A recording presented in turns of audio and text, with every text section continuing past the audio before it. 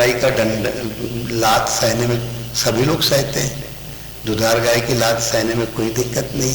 अगर कुछ तत्व होगा तो वहाँ जरूर जाना चाहिए। ये चित्त में आया।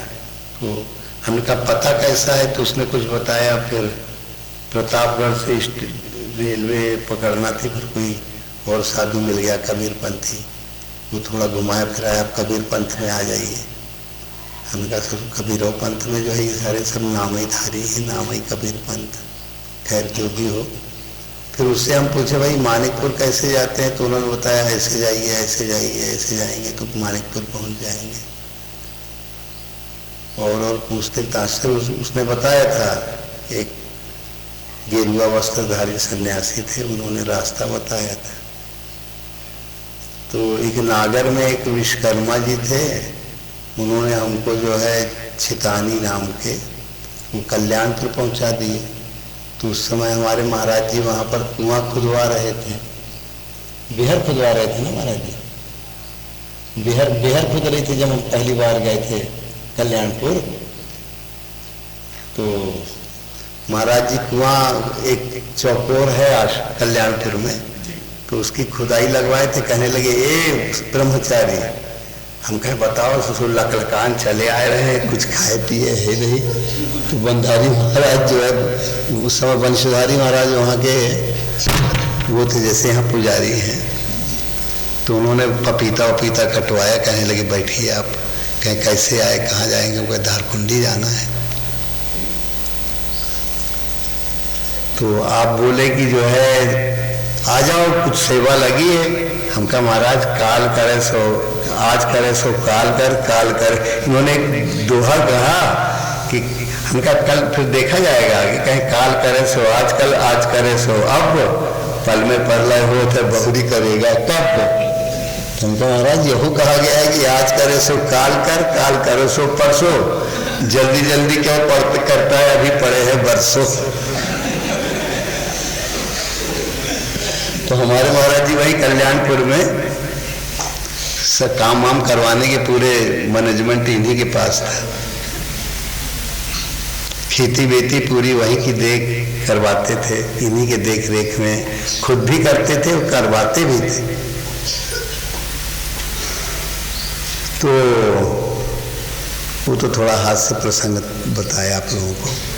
फिर वहाँ सिपाही लोग आए हुए थे सेवा करने, धारकुंडी में ड्यूटी में थे, सेवा करने आते थे। तो वो लोग जो है कहें शाम को चलेंगे, आप चलिए। तो फिर शाम को जो है धारकुंडी पहुँचे। गर्मी के दिन थे, 19 मई की बात है। उसके पहले कुछ समय जो है भ्रमण में रहे शरीर रूप से। गुरु महाराज के सानिध्य में पहुंचे, कहीं करे कैसे आया है। तो वो पपीता के पेड़ थे, जहाँ आज भोजन का हाल बन गया है, वहाँ पहले खखरी किनारे किनारे बनी थी और काफ़ी जगह में पपीता लगे थे। एक चंपा का पेड़ था, याद है चंपा का पेड़ धारकुंडी में? हाँ, बहुत बड़ा एक पेड़ था। पपीता के पेड़ लगे थे ऊपर और नीचे केला के। तो सरकार का आसन लगा हुआ था, कहें कि देखिए थोड़ी देर में दर्शन होंगे। पहुँचे, प्रणाम किए। बहुत कम पहले छोटा रहा थोड़ा। हाँ, बहुत थोड़ा रहा मैंने, पर जो भी रहा पर्याप्त था। जितने लोग आते थे उसके अनुसार। अमृत झिरिया में पहले ढबुआ रहा, फिर बनते ढब्बा मंडप बन गया। गुरु महाराज पधार गए। सीधा चलते हैं तो अनसुईया महाराज बनवान। हाँ हाँ, वो भजन कुटी हाँ। भजन कुटी जो है वो खुद ही जो है खड़े होके उस समय चूना मसाला जो भी रहा हो वो बजड़ी नाला से निकाल के एक गुफा के बगल में एक भजन कुटी, अब उसको कहते हैं, उस समय वो भंडार घर था। तो गुरु महाराज के सानिध्य में पहुंचे तो कहे कैसे आए हो, क्या है, कहाँ के हो, क्या है, पूछताछ किए। हम कहें सेवा के लिए आए हैं तो भगवान कहे ठीक है, देखते हैं कैसे सेवा करेगा।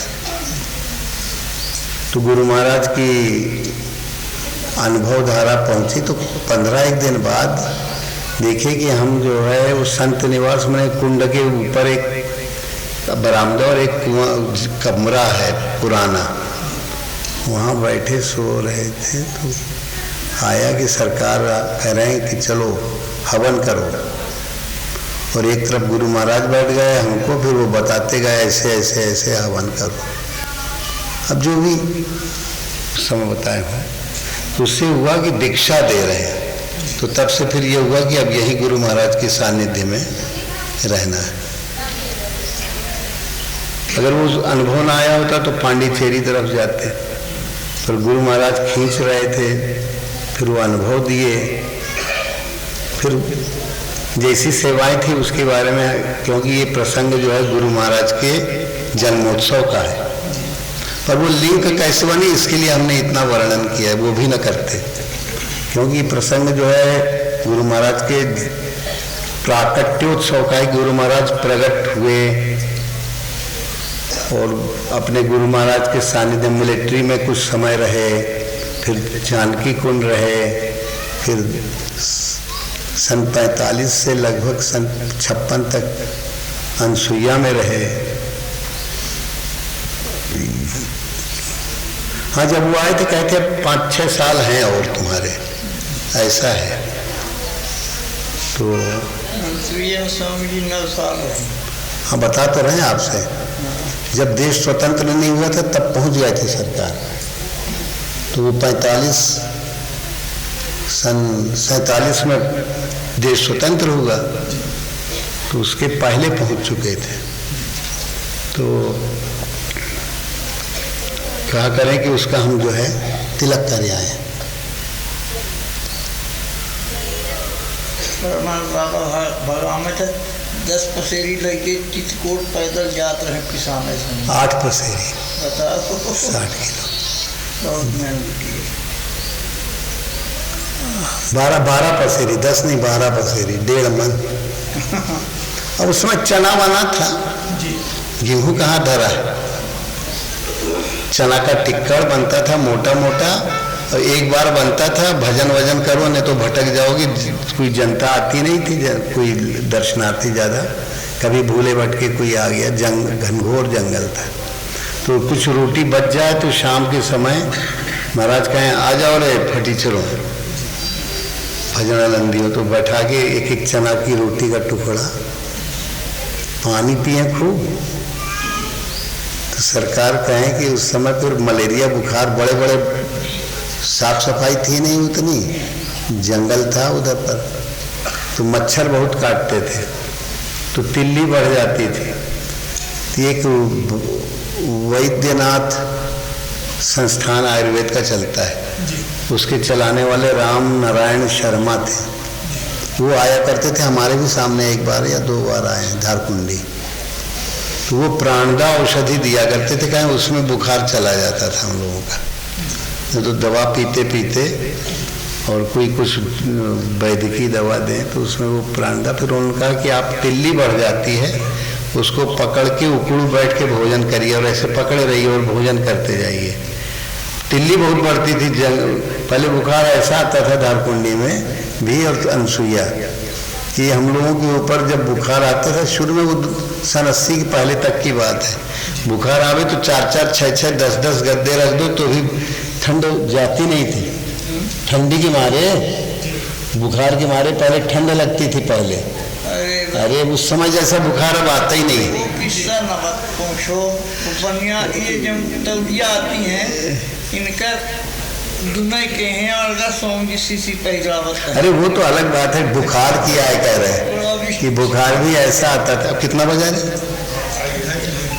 2.5 मिनट कुछ पहले रहा शुरू में। तो बुखार आने का बहुत बड़ा था, और तो जो था वो था ही था, पर बुखार बहुत खतरनाक आता था। और गद्दा लाद दे 4-4, 5-5, और कोई बाबा लोग दूसरे चढ़ बैठे गद्दा के ऊपर, तो भी ठंड नहीं जाती थी, इतना ठिठुरन होती थी वो बुखार में। वो बुखार पता नहीं कहाँ चला गया, समय के साथ विलीन हो गया। तो गुरु महाराज का, अभी तो हमारे गुरु महाराज धारकुंडी में रहते थे, और ये कोरोना फैला तो कौन कब 2020 में 20 में 18 में नहीं भाई, यहाँ अपने यहाँ 20 में आया, 19 में था और विदेशों में। तो मार्च में, तो उसके बाद से गुरु महाराज हमारे कोरोना काल से, हाँ, तो गुरु महाराज के जीवन में एक और घटना घटी बहुत 2000 में। एक किडनियाँ उनकी काम करना कमज़ोर हो गई थी, तो पूरा शरीर फूल गया, पैर, हाथ पैर के पंजे फूल गए थे। तो एक जसलोक में एक मैडम थी, चंदानी, बुलचंदानी, वो बोली महाराज आपका ऑपरेशन तो ना हो पाएगा, पुराना कपड़ा है, इसमें नया ठिगरा लगाई दे, नई किडनी लगाई दे तो कहाँ काम करेगी। वही भोजन करवाते में कैसा रहेगा, या फिर यहीं बुलवा लो, लाइन लगवाना पड़ेगा। अच्छा हाँ, बंटवा दो। देखो गुरु महाराज का जो भोग प्रसाद चढ़ाया गया है उसको कोई उठना नहीं तो उसको नहीं मिलेगा, अपनी जगह बैठे रहना, तो एक एक लड़ुआ गुरु महाराज का प्रसाद पा जाओगे। कुछ 4-6 लोग जाओ तो उठा लाए होगा, नीचे आ गए, बड़ा बुद्धिमान है यार। तो थोड़ा फिर उसके बाद हाँ किया, जो अपनी जगह रहोगे तो मिलेगा प्रसाद, नहीं तो नहीं मिलेगा। क्या बता रहे थे अभी? डॉक्टर बुलचंदानी। हाँ, बुलचंदानी बोली, ये भी जीवन की एक बहुत बड़ी घटना है गुरु महाराज की। क्या शक्कर की बीमारी गुरु महाराज को बहुत पुरानी थी। जब परमहंस महाराज जी का शरीर सन 69 में शांत हुआ तो सारे गुरु भाई जितने भी थे उन्होंने कहा कि ये किसको मिल गया डायबिटीज, शक्कर की बीमारी का रोग, ये जो चला जाएगा उठ जाएगा उसको नहीं मिलेगा। हाँ हाँ ठीक है।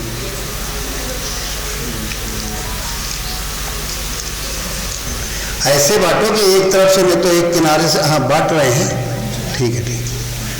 तो गुरु महाराज की जो है एक ये ऐसे कई लोग हो जाएंगे, ले गए बहुत लोग। ये गुरु महाराज का प्रसाद है 100वें जन्मोत्सव का। तो गुरु महाराज को जो है किडनी, तो एक भगत है जवाहर भाई, ये हल्ला गुल्ला न करना रहे, एक गुरु भगवान के भगत है जवाहर भाई अमेरिका के। तो उन्होंने फिर वहाँ के डॉक्टरों से बात की, उनका नहीं आप ऑपरेशन करिए सब सही हो जाएगा। तो ऑपरेशन हुआ 2000 में।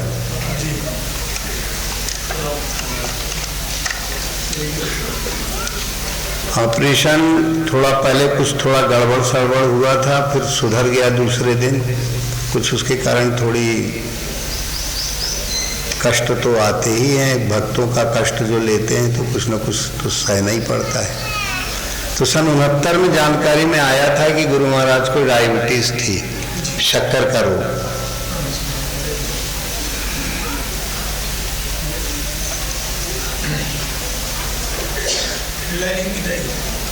अब वो क्या हुआ इससे अपने को कोई लेना देना जो जानकारी में। तो वो बुलचंदानी को उन्होंने सब समझाया कि आप करिए ऑपरेशन।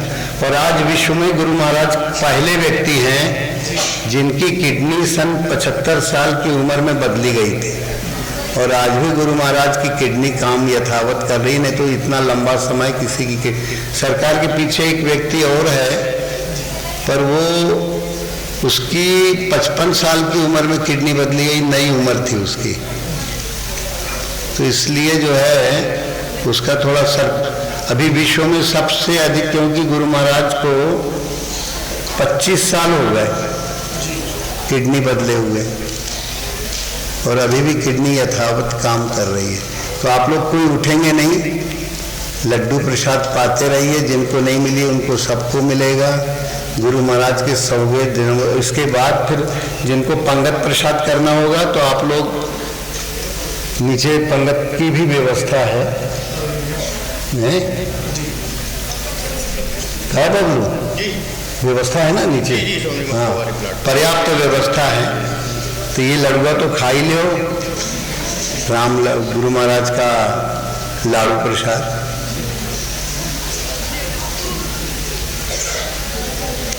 कितनी काम देती लड़का वो आदमी के लगाए। एक शुक्ला, मनोज शुक्ला है क्या थोड़ा, तो उसकी किडनी जो है मैच, टिश्यू मैच कर गए थे, तो वही किडनी काम कर रही है और डॉक्टर लोगों की टीम लगी रहती है हमेशा कि कहीं कोई। तो सन 20 से अब आज हो गया 24 चालू हो गया, तो करीब 4 साल शायद हो गए उनकी, 4 साल हो गए तब से वहीं, 3 साल 4 साल 3-4 साल से गुरु महाराज वहीं बदलापुर, बम्बई के एक उपनगर है कल्याण से दूर, तो बदलापुर में, वहाँ क्वारंटाइन है, वहाँ पर किसी से मिलते जुलते नहीं है। तो इस तरह गुरु महाराज का जो 100वां जन्मोत्सव जो है आप लोगों को, कि सभी लोग अगर प्रयास करें तो गुरु महाराज कि सबकी आपके ऊपर कृपा गुरु स्वरूप की हो सकती है, आप लोग गुरु के गौरव को प्राप्त कर सकते हैं। इसके लिए करना क्या है आपको, अपनी जीभ को नीचे वाले दांत की जड़, क्योंकि जीभ लपर लपर करती है तो पूरा उपद्रव माया का जाल बनता है। और अगर आप लोग जीभ पे नियंत्रण कर लेंगे, जीभ को नीचे वाले दांत की जड़ के नीचे लगा देंगे, तो मन में कोई संकल्प नहीं आएगा, अगर आएगा तो केवल ओम नाम का आएगा। फिर घंटा है एक लटकता है जीभ के पीछे वाले हिस्से में, तालू से एक घंटा लटक रहा है, घंटा कह लो, कौवा कह लो, क्या कहते हैं पाड़े जी उसको, जो लटकता है पूछ लो क्या कहते हैं।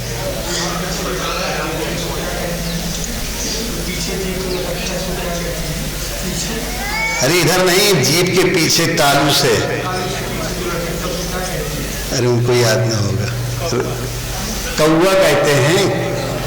तो उस कौवा को जो है, उस कौवा के पास मन को ले जाओ, जीभ को लगा के, जीभ को नीचे वाले दांत की जड़ में लगाओगे तो मन भागेगा नहीं। लोग कहते हैं मन बड़ा चंचल है, हम कहते हैं निश्चल है।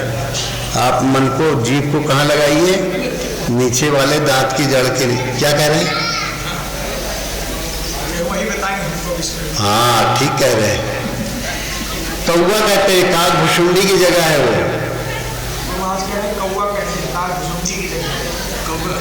तो काकभुशुंडी हमेशा भगवान का नाम जपता है। अगर कहीं, अगर उस जगह मन को ले जाओ और ओम ओम कहो तो श्वास चलने लगती है।